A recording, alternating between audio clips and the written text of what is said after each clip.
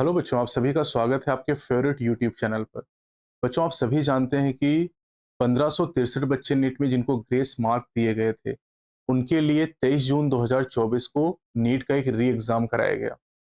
जो पेपर था इसका, उसके बारे में पहले भी मैंने आपको बताया है, उसमें पूरी एनालिसिस करके मैंने आपको बताई थी कि यूनिट वाइज कैसा क्लासिफिकेशन रहा, किस तरह के कितने सवाल पूछे गए, मतलब मैचिंग कॉलम टाइप के क्वेश्चन, असर्शन रीजन टाइप के क्वेश्चन, स्टेटमेंट बेस्ड क्वेश्चन। उसकी 2 वीडियोस पहले मैं अपलोड कर चुका हूं।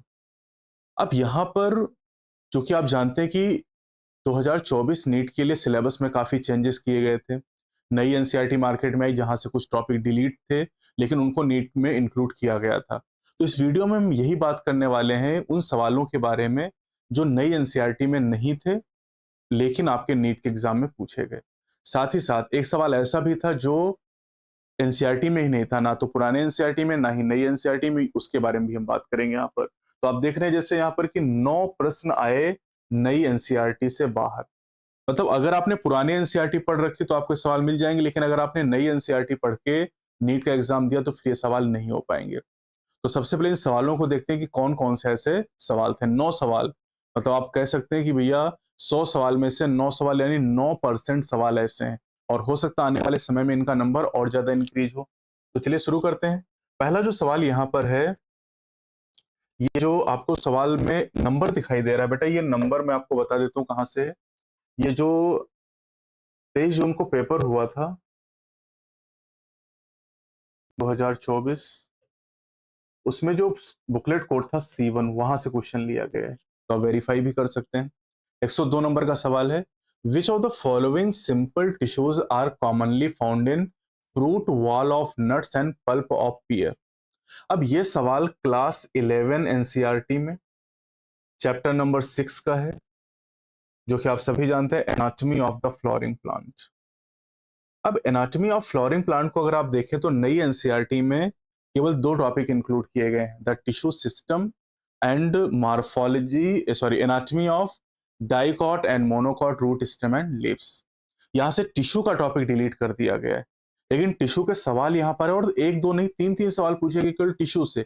ये सवाल आपके सामने जो दिखाई दे रहा है, ये टिश्यू का सवाल है, प्लांट टिश्यू का, लेकिन प्लांट टिश्यू का टॉपिक नई एनसीईआरटी से डिलीटेड है। तो यहां पर जो सही जवाब है वो है स्क्लेरिड्स।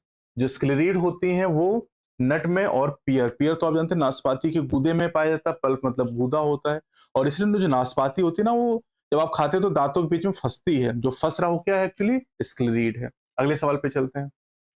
अगला जो सवाल यहाँ पर है हमारे पास, ये आप देख सकते हैं।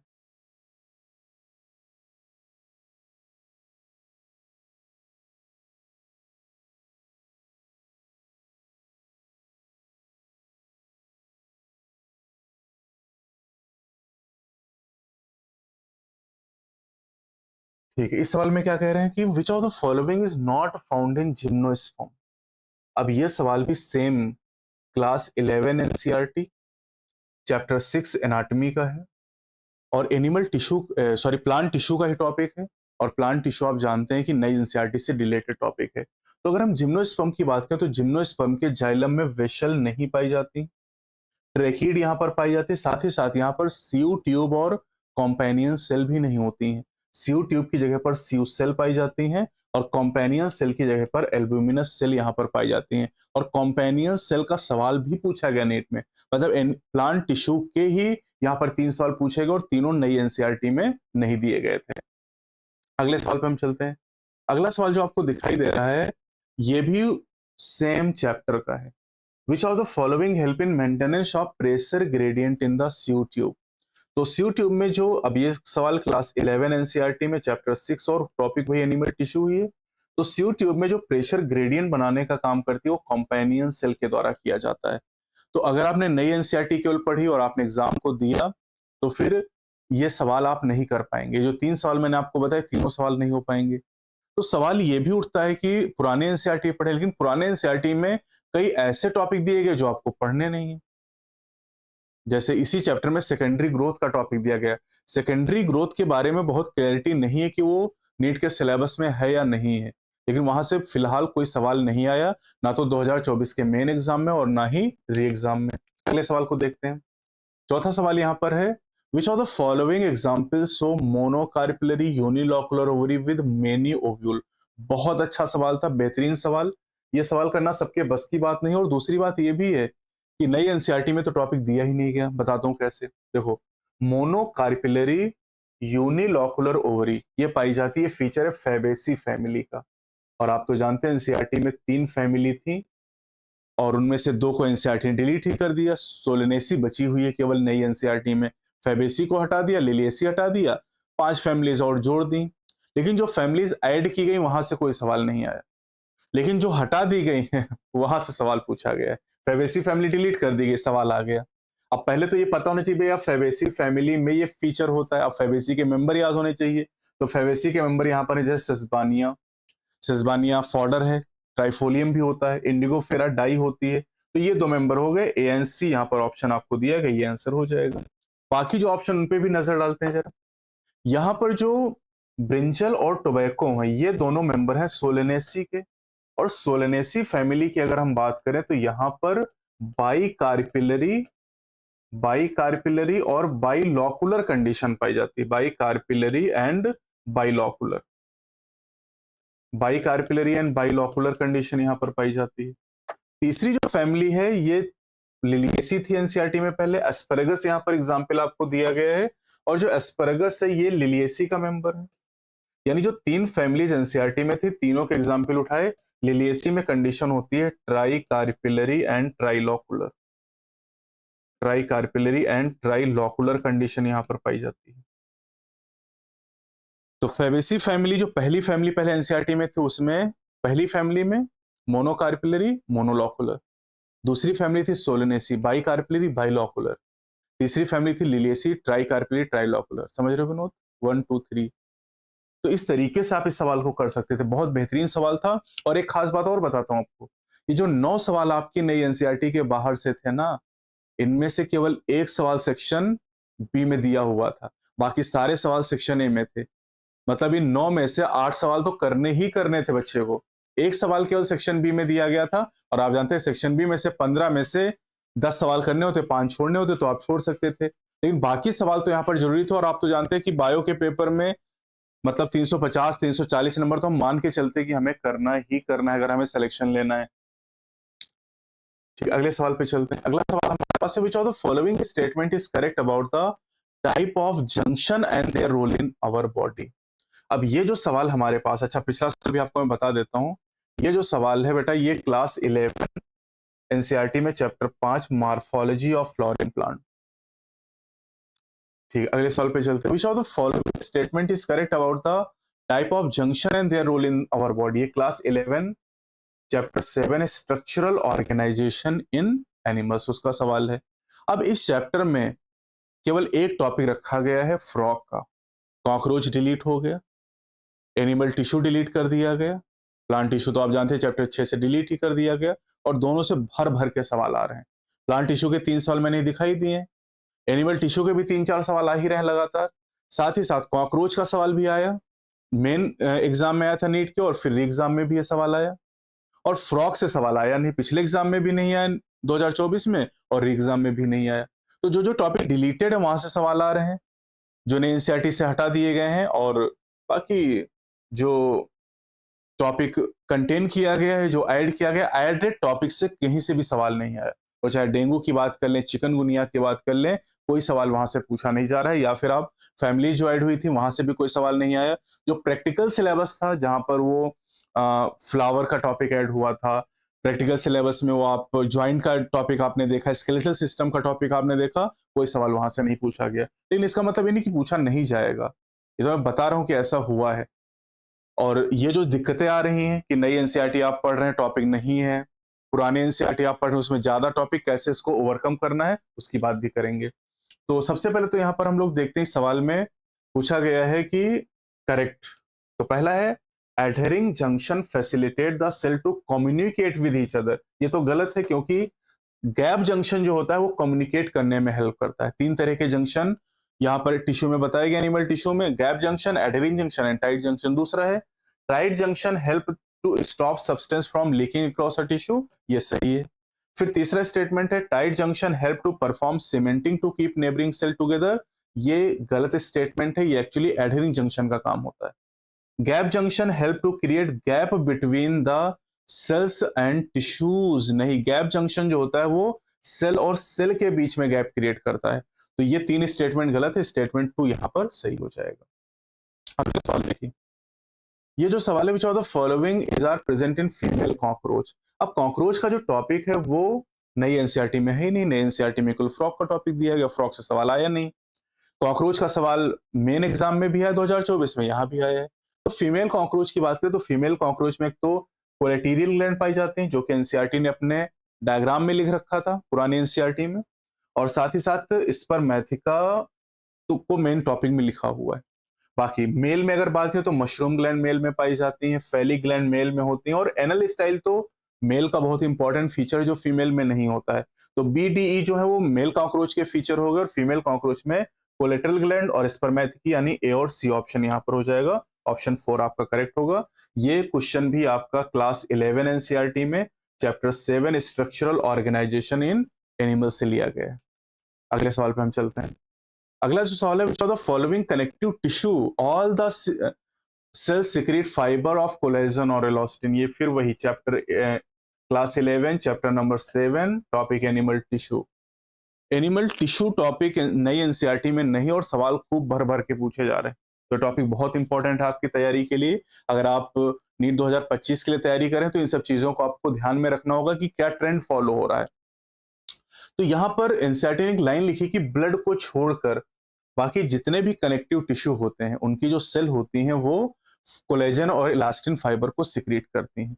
तो आप ब्लड को छोड़ दीजिए, एक ऑप्शन है ब्लड, डी ऑप्शन जो है, डी ऑप्शन आप देख सकते हैं यहां भी दिया हुआ है, यहां भी डी दिया हुआ है, यहां भी डी दिया हुआ है, तो डी को आप छोड़ दीजिए, एक ऑप्शन बचा, इसको आप टिक कर लीजिए।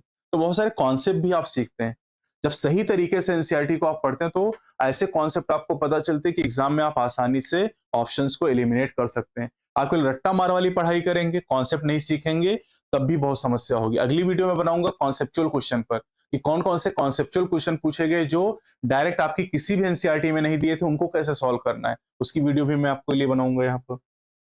फिर आते हैं अगले सवाल पे। अगला सवाल यहाँ पर दिया गया है मैचिंग कॉलम टाइप का। अब ये सवाल तो किसी भी एनसीईआरटी में नहीं है, ना तो पुरानी एनसीईआरटी में और ना ही नई एनसीईआरटी में, ये तो आउट ऑफ एनसीईआरटी ही हो गए। अच्छा, जो मेन एग्जाम था वहां पर भी एक सवाल आउट ऑफ एनसीईआरटी था, यहां भी एक सवाल आउट ऑफ एनसीईआरटी है। तो चलिए सबसे पहले तो बात करते हैं लिविंग फॉसिल। एनसीईआरटी में जो लिविंग फॉसिल दिया गया वो एनिमल किंगडम में दिया गया है। लेमुलस किंग क्रैब को लिविंग फॉसिल कहा गया है, लेकिन उसके बारे में बताया नहीं गया है। तो लिविंग फॉसिल कहते हैं किसे? लिविंग फॉसिल उसे कहते हैं जिसमें इवोल्यूशन के लंबे समय के दौरान बॉडी में कोई चेंज ना आए या बहुत ज्यादा चेंज ना हो। तो लिविंग फॉसिल की अगर हम बात करें तो लिविंग फॉसिल यहाँ पर हो जाएगा लेटिमेरिया। एनसीईआरटी में कहीं लेटिमेरिया नहीं दिया हुआ। अब आते हैं कनेक्टिंग लिंक। कनेक्टिंग लिंक किसे कहते हैं? कनेक्टिंग लिंक उसे कहते हैं जिसमें दो अलग अलग ग्रुप के कैरेक्टर हो, जैसे वायरस कनेक्टिंग लिंक है लिविंग और नॉन लिविंग का। वैसे ही अगर हम कनेक्टिंग लिंक की बात करें तो कनेक्टिंग लिंक यहाँ पर हमारे पास हो जाएगा एकिडीना। अभी एकिडीना भी एनसीईआरटी में नहीं दिया गया। एकिडीना जो है ये एक ओवीपेरस मैमल है। एनसीईआरटी में एक ओवीपेरस मैमल आपको दिया गया है ऑर्निथोरिंकस, जिसे प्लेटिपस भी कहते हैं, एकिडीना दिया नहीं गया है। तो जो एकिडीना है ये कनेक्टिंग लिंक है रेप्टाइल और मैमल का। रेप्टाइल की तरह ये ओवीपेरी शो करता है और मैमल की तरह इसमें मेमरी ग्लैंड पाई जाती है। फिर आते हैं वेस्टिजियल ऑर्गन। ये भी कॉन्सेप्ट एनसीईआरटी में दिया नहीं गया है।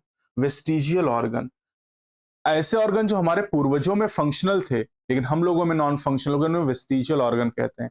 अब ये वेस्टिजियल ऑर्गन पहले डाइजेशन एंड एब्जॉर्प्शन चैप्टर में था, लेकिन वो चैप्टर डिलीट कर दिया गया। तो अब इस सवाल को आप याद ही कर सकते हैं, या फिर ये हो जाएगा vestigial organ vermi form appendix. ये वेस्टिजियल ऑर्गन हमारा हो जाएगा। फिर एक टर्म दिया एटविज्म। एटविज्म का मतलब होता है कि जो कैरेक्टर हमारे पूर्वजों में थे हम लोगों में गायब हो गए लेकिन अचानक से आ जाए तो उन्हें कहते हैं एटाविस्टिक कैरेक्टर। फिनोमिना को एटाविज्म कहते हैं। जैसे हम लोगों में हमारे पूर्वज जो थे बंदर थे, उनमें पूंछ होती है, हम लोगों में इवोल्यूशन के दौरान पूंछ गायब हो गई, ये तो क्लियर है, पूंछ नहीं है आपके पास। लेकिन कोई बच्चा पैदा हो उसमें छोटी सी पूंछ है अगर, तो दिस इज एटाविज्म। तो एटाविज्म हम लोग जो कि ओमनीवोरस नेचर के हैं, तो हम लोग ओमनीवोरस इसलिए हमारे जो कैनाइन हो बहुत बड़े नहीं होते, लेकिन जो कार्निवोरस होते हैं उनके कैनाइन बड़े होते हैं। तो एटाविज्म में ये कैरेक्टर आ जाएगा इलोंगेटेड कैनाइन टीथ। तो ये आउट ऑफ एनसीईआरटी का क्वेश्चन जहां पर अलग अलग कॉन्सेप्ट पूछे गए थे और इन कॉन्सेप्ट के बारे में, किसी भी कॉन्सेप्ट के बारे में एनसीईआरटी में कोई जिक्र नहीं है और ना ही एग्जाम्पल आपको दिए गए। हाँ, वर्मीफॉर्म अपेंडिक्स का जिक्र डाइजेशन चैप्टर में था, लेकिन वो डाइजेशन चैप्टर ही डिलीट कर दिया गया है। अगले सवाल पे चलते हैं। अगला सवाल फिर से class 11 NCERT chapter number 7 animal tissue. तो आप देख सकते हैं कि एनिमल टिश्यू के 3 सवाल आपको मिल गए, प्लांट टिश्यू के 3 सवाल आपको मिल गए, 6 सवाल तो यही सीधे सीधे हो गए और दोनों ही टॉपिक को डिलीट कर दिया गया। और ना केवल री एग्जाम में, मेन नीट के एग्जाम में भी सवाल पूछा गया था। तो स्क्वेमस एपिथेलियम की बात करें, स्क्वेमस एपिथेलियम कहाँ मिलेगा? वॉल ऑफ ब्लड वेसल में पाया जाएगा। सिलेटेड एपिथेलियम, हर बार ये सवाल पूछा जा रहा है। सिलेटेड एपिथेलियम होता है inner surface of the fallopian tube, bronchiole में भी होता है। ग्लैंडुलर एपिथेलियम में आ जाएगी goblet cell of the alimentary canal, unicellular glandular epithelium है ये। और कंपाउंड एपिथेलियम पाई जाएगी कहां पर बेटा? Inner lining of the pancreatic duct, इसके अलावा duct of the salivary gland, outer surface of the skin जिसे हम ड्राई सरफेस ऑफ स्किन बोलते हैं, moist surface of buccal cavity, वहां पर कंपाउंड एपिथेलियम यानी मल्टीलेयर्ड एपिथेलियम पाई जाती है। तो ये कुछ मैंने यहाँ पर आपको 9 सवाल बताए हैं और इन 9 सवाल में अगर आप देखें तो चैप्टर 7 जो हमारा है स्ट्रक्चरल ऑर्गेनाइजेशन इन एनिमल्स, यहाँ से 2, ये हो गया 3, ये हो गया 4 सवाल तो आपको मिल गए यहाँ पर एनिमल टिश्यू से ही। 3 सवाल आपको मिल गए प्लांट टिश्यू से, 4 और 3 हो गए 7।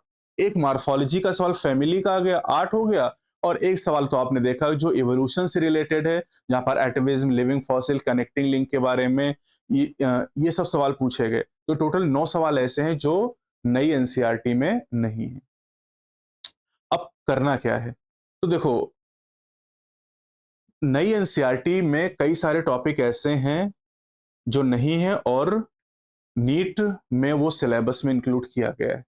जैसे उसकी अलग से मैंने वीडियो भी बना रखी, कौन कौन से टॉपिक है। चैप्टर 1 द लिविंग वर्ल्ड में लिविंग के कैरेक्टर एनसीईआरटी में नहीं है लेकिन नीट के सिलेबस में है। चैप्टर 3 में अल्टरनेशन ऑफ जनरेशन का टॉपिक एनसीईआरटी से डिलीट कर दिया गया, नीट के सिलेबस में है। चैप्टर आप 5 में आ जाओगे तो चैप्टर 5 में आप जानते हैं, अभी मैंने बताया कि सोलेनेसी फैमिली केवल है नई एनसीईआरटी में, लेकिन लिलिएसी फैबेसी के सवाल भी नीट में आ रहे हैं, तो ये भी आपको करना पड़ेगा। जबकि इसके बारे में नीट में भी एनटीए ने भी कुछ नहीं बता रखा है। चैप्टर 6 की बात करें तो वहां पर प्लांट टिश्यू का टॉपिक डिलीट कर दिया गया, वो पूछा जा रहा है। चैप्टर 7 में आ जाते हैं स्ट्रक्चरल ऑर्गेनाइजेशन इन एनिमल में, तो एनिमल टिश्यू का टॉपिक, कॉकरोच का टॉपिक डिलीट कर दिया गया नई एनसीईआरटी में, लेकिन वहां सवाल पूछा जा रहा है। चैप्टर 9 में आते हैं तो एंजाइम में काफी कुछ चीजें, nature of bond linking delete कर दिया गया, लेकिन उसका सवाल भी आया था, आपने देखा था नीट में जो मेन एग्जाम 2024 का हुआ था। इसके बाद चैप्टर 11 और 12 तो पूरे डिलीट हो गए, जहां पर मिनरल न्यूट्रिशन का टॉपिक, ट्रांसपोर्ट इन प्लांट, इन दोनों चैप्टर को ही डिलीट कर दिया गया है।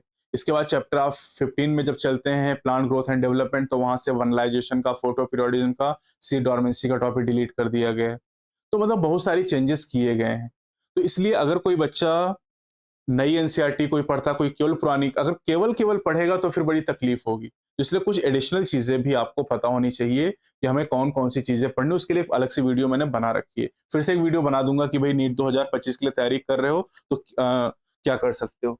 तो इसके लिए चाहो तो एक एनसीईआरटी बेस की किताब है, एनसीईआरटी टैबलेट, अमेजॉन, फ्लिपकार्ट, हर जगह आपको मिल जाएगी। तो इसमें एकदम और पतली सी किताब है, हैंडी बुक है एकदम छोटी सी, एनसीईआरटी की हर लाइन इसमें एकदम पॉइंट के फॉर्म में, जैसे एनसीईआरटी पैरा के फॉर्म में लिखी हुई है, ये पॉइंट के फॉर्म में लिखी हुई है।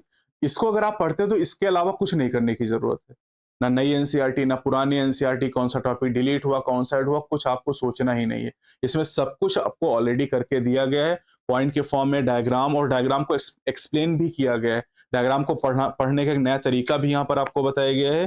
तो ये जो किताब है ना, इसमें पूरी एनसीईआरटी, पूरे हर डायग्राम और हर एक चीज इंक्लूड की गई है। तो आप चाहें तो इससे पढ़ाई कर सकते हैं, ठीक है। इसमें आपको कुछ सोचना समझना नहीं पड़ेगा। और अब तो आप जानते हैं कि जिस तरीके से एनटीए काम कर रहा है, तो अब आगे आने वाले समय में हो सकता है कि जैसे जो नई फैमिलीज हैं, जिसमें ग्रेमिनी, कंपोजिटिस, मालवेसी, ये सारी फैमिलीज है, उनके सवाल भी अगले साल आए। कोई नहीं जानता कि क्या होने वाला है। डायग्राम बेस आप क्वेश्चन देख रहे हैं कि 5 सवाल आए नीट फेज 2 में, फेज 1 में 6 सवाल आए थे। इसके पहले इक्का दुक्का सवाल आते थे, बीच में 3-4 साल तो सवाल ही नहीं है। तो पैटर्न में काफी चेंजेस हो रहे हैं, उसी के हिसाब से आपको पढ़ाई करनी पड़ेगी। अगर कोई भी आपका सवाल हो तो कमेंट सेक्शन में जरूर पूछिएगा। साथ ही साथ जो नीट का जो री एग्जाम होने की संभावनाएं बन रही फिर से, मतलब एक तो री एग्जाम हो गया, री एग्जाम जो होने की संभावना बन रही है, मुझे लगता है कि ये एग्जाम होगा फिर से। मतलब मुझे पर्सनली ऐसा लग रहा है कि ये एग्जाम दोबारा सारे बच्चों के लिए कंडक्ट कराया जाएगा, क्योंकि बहुत सारी अबनॉर्मेलिटीज दिखाई दे रही हैं, बहुत सारे लोग पकड़े जा रहे हैं और सीबीआई इंक्वायरी कर रही, तो जो भी सच होगा वो सामने निकल के जरूर आएगा। कोई भी आपका सजेशन है, कोई भी आप चाहते हैं कि उस टॉपिक में वीडियो बनाओ, तो कमेंट सेक्शन में बताइएगा। अगली वीडियो में आपसे मिलता हूँ। जय हिंद, जय भारत।